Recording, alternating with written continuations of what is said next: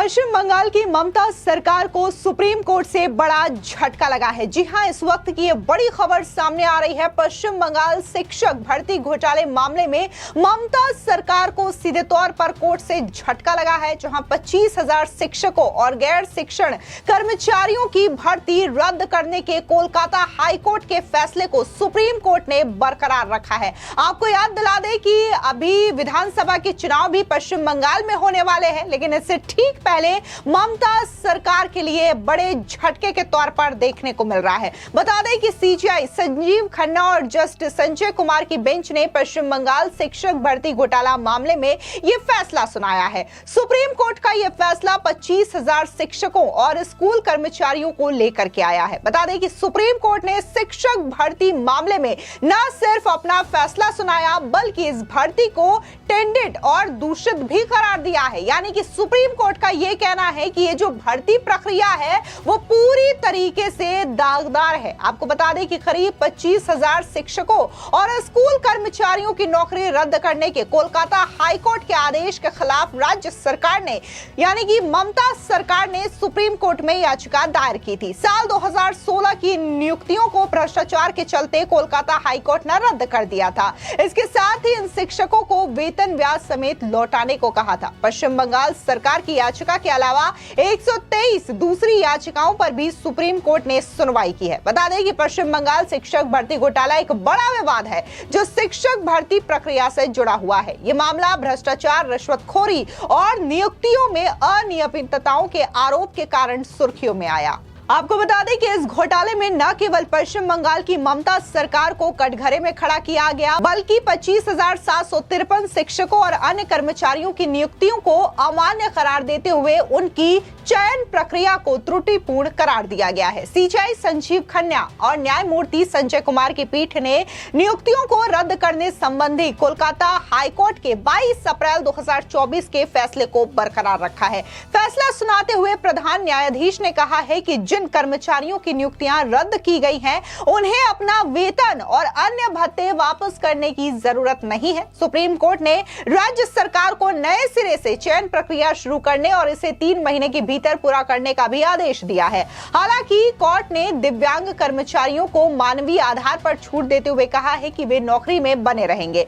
पीठ ने केंद्रीय अन्वेषण ब्यूरो यानी कि सीबीआई की जांच के संबंधित हाईकोर्ट के निर्देश को चुनौती देने वाली पश्चिम बंगाल सरकार की याचिका पर सुनवाई के लिए 4 अप्रैल की तारीख तय की है। सुप्रीम कोर्ट ने 10 फरवरी को मामले से संबंधित कई याचिकाओं पर अपना फैसला सुरक्षित रख लिया था। बता दें कि पिछले साल 7 मई को सुप्रीम कोर्ट ने नौकरी रद्द करने के कोलकाता हाईकोर्ट के आदेश पर अंतरिम रोक लगा दी थी। हालांकि कोर्ट ने सीबीआई को जांच जारी रखने के लिए कहा था। सीजीआई ने कहा कि चयन प्रक्रिया की विश्वसनीयता खत्म हो गई है। हमने हाईकोर्ट के आदेश में कुछ संशोधन किया है। हमें हाईकोर्ट में हस्तक्षेप करने का कोई कारण नहीं दिखता, क्योंकि नियुक्तियां धोखाधड़ी और जालसाजी से हुई है, इसलिए हमें हस्तक्षेप करने का कोई कारण नहीं दिखाई देता। दागी उम्मीदवारों की सेवाएं समाप्त की जानी चाहिए और उन्हें वेतन वापस किया जाना चाहिए। सुप्रीम कोर्ट ने कहा कि नई चयन प्रक्रिया 3 महीने के भीतर पूरी की जानी चाहिए।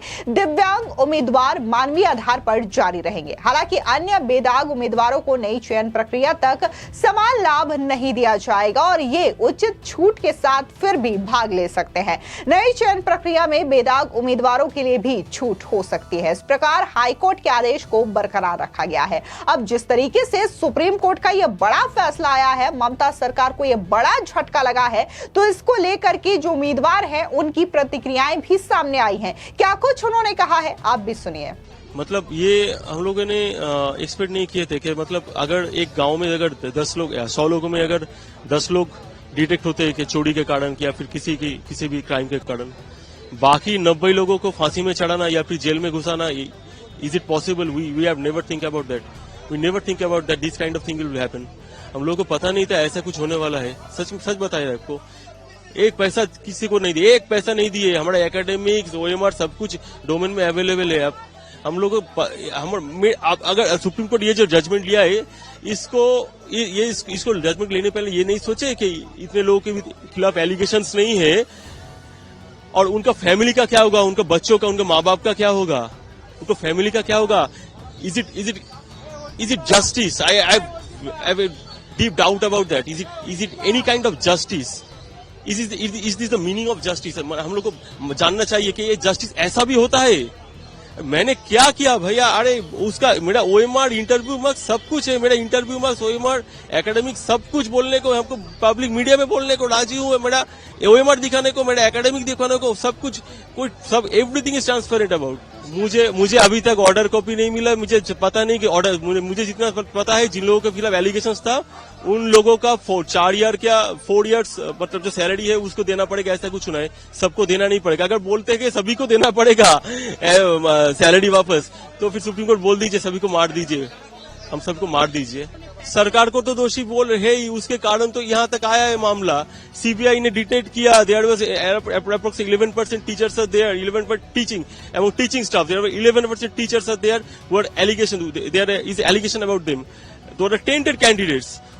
जब सुप्रीम कोर्ट के जब चीफ जस्टिस वहां पे बोल रहे थे, वो पूछ रहे थे कैंडिडेट के वकीलों से, आर यू फॉर टेंटेड और अनटेंटेड. वो वहां पर भी तो उसके माइंड में वही तो था, आर यू फॉर टेंटेड और unattended. If you have a मतलब आपको अगर एक धारणा है कि यहाँ पे टेंटेड और अनटेंटेड है, तो आप सब लोगों को एक ही टाइप का सजा देंगे. ये कैसा बात हो गया?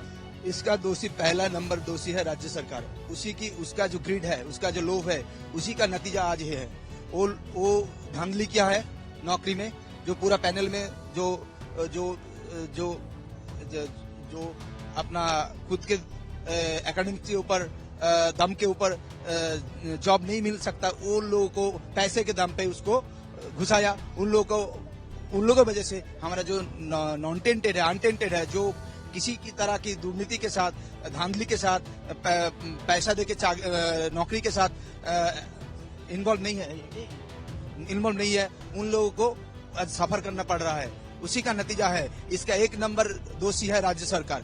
उसी का नतीजा है. और एसएससी जो है, स्कूल सर्विस कमीशन, वो उसको देकर उसी के द्वारा राज्य सरकार ने ये काम किया है. धांधली नहीं किया होता तो हम लोग का आज जो हाल है ये नहीं होता. हम लोग का नौकरी जो फ्रेश है, जो जिसका कोई दाग नहीं है, कोई पैसा देके नौकरी नहीं किया है, उन लोग का आज के नौकरी नहीं जाता. हम लोग नहीं जानते क्या करेंगे. इस उम्र में मेरा 39 हुआ है. आज एग्जाम दिया था 10 साल पहले, तो हम आज 39 है. मेरा एक लड़की है, मेरा घर है, तो बीवी है, तो हम क्या करें? इस उम्र में फिर एग्जाम दे के पास करना मुमकिन है? आप बोलिए तो मुमकिन है? मुमकिन नहीं है. हम फिर पास करेंगे कि नहीं, ये तो क्वेश्चन मार्क है ना. लेकिन 10 साल पहले हमने पास किया था, ये तो सच है. तो जो पैसा दे के नौकरी किया, उसका जो सजा है, और जो फ्रेश है, जो ऑनेस्ट है, उसका भी एक सजा एक ही मिलता है. क्या न्याय प्रणाली है इंडिया का? क्या जुडिशियरी सिस्टम है?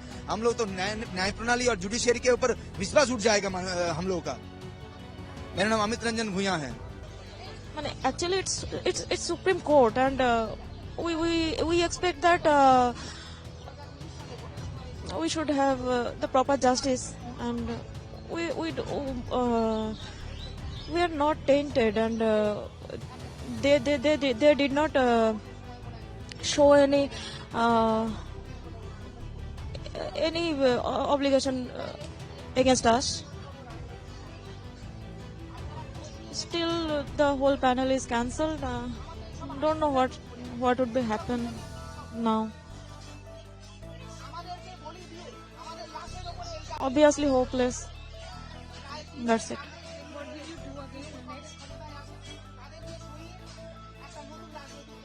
There are people in our group. They actually take decisions and what to be done and these matters. So they would take decision on Indita. वही है, क्योंकि हम जो सर्विस होल्डर थे ना, उसको तो पता ही नहीं था कि प्रोसेस कैसे होता है. मतलब कैसे प्रोसेसिंग करके हम ये सर्विस में आए, वो हमको पता ही नहीं था. तो हमने एक एग्जाम दिया, और एग्जाम देने के बाद उसका रिजल्ट आया, और रिजल्ट आने के बाद हमने ये सर्विस ज्वाइन किया. तो इसके अंदर क्या क्या घोटाला किया उन्होंने, क्या क्या करप्शन किया, वो तो हमें पता नहीं है. तो उन्होंने करप्शन किया, और जो अभी जो रिजल्ट आया जिसमें, और हम इसमें फंस गए. तो ये जो हुआ, ये पूरा अनफेयर हुआ. और हमने सोचा था कि जब हाई कोर्ट में ये राय आया था, जो रिजल्ट आया था, तब हमने सोचा था कि ठीक है चलो कुछ ना कुछ तो प्रॉब्लम हुआ है कि कुछ डेटा एरर था, इसलिए ऐसे आया था। मतलब आपको बता दें कि पिछले कई सालों से लगातार ममता राज में कई सारे स्कैम्स हुए हैं और ये स्कैम उजागर भी हुए हैं, फिर चाहे वो राशन घोटाला हो, कैटल स्कैम हो या फिर अभी हाल ही में शिक्षक भर्ती घोटाला हो। इन तमाम चीजों को लेकर के भले ही कोलकाता हाईकोर्ट ने बार बार ममता सरकार को चेताया हो, लेकिन ममता सरकार ने किसी भी तरीके की इन घोटालों को लेकर के ना तो कार्रवाई की और ना ही रोकथाम की। ऐसे में शिक्षक भर्ती घोटालों को लेकर के जब कोलकाता हाईकोर्ट का यह बड़ा फैसला आया था और उन्होंने इस पूरी की पूरी भर्ती प्रक्रिया को ही रद्द करार दे दिया और यह कहा कि कैसे दागदार तरीके से ही इस प्रक्रिया का चयन किया गया, उम्मीदवारों का चयन हुआ है, ऐसे में इस पूरी भर्ती प्रक्रिया को खारिज किया जाता है, रद्द किया जाता है। जैसे ही कोलकाता हाईकोर्ट का यह फैसला आता है, ममता सरकार जो है वो सुप्रीम कोर्ट का रुख करती हैं और सोचती हैं कि शायद सुप्रीम कोर्ट में यह फैसला पलट जाए, लेकिन ऐसा सुप्रीम कोर्ट में नहीं होता है और बकायदा सुप्रीम कोर्ट ने कोलकाता हाई कोर्ट के फैसले को देखा। इसके अलावा जो सीबीआई ने जांच की थी, उस जांच के आधार पर यहां पर सुप्रीम कोर्ट ने अपना फैसला सुनाया है और सुप्रीम कोर्ट का भी साफ तौर से यही कहना है, चूंकि ये पूरी की पूरी चयन प्रक्रिया जो है ऐसा प्रतीत होता है कि दागदार है, जालसाजी के तहत हुई है, धोखाधड़ी हुआ है, ऐसे में इस चयन प्रक्रिया को रद्द किया जाता है। यानी कि कोलकाता हाई कोर्ट का जो फैसला है उसे सुप्रीम कोर्ट ने बरकरार रखा है। ऐसे में देखना दिलचस्प होगा कि इसका कितना असर जो है वो ममता सरकार पर पड़ता है, उनके शासनकाल पर पड़ता है, क्योंकि अभी जो है वहां पर विधानसभा के चुनाव भी होने हैं। बीजेपी पूरी तैयारी में दिखाई दे रही है, हर मोड़ पर जो है बीजेपी ममता सरकार को घेर रही है। ऐसे में सुप्रीम कोर्ट का ये जो बड़ा फैसला आया है